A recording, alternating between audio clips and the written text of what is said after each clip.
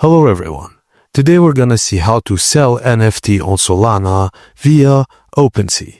Firstly, visit OpenSea.io and click Connect Wallet. Choose Phantom Wallet or another Solana compatible wallet. Approve the connection in your wallet pop-up. Now click on your profile icon and you'll see your NFTs under Collected tab. Make sure the Solana network is selected. Browse your collection and click on the NFT you want to sell.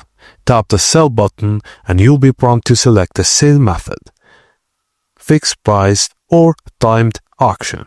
Enter the price and set a listed duration. Review OpenSea's service fee, then click Complete Listing. Approve the transaction in your Phantom wallet, and once approved, your NFT is listed publicly for sale on OpenSea Solana Marketplace. And that's it, guys. Thank you for watching, and please don't forget to like and subscribe for more.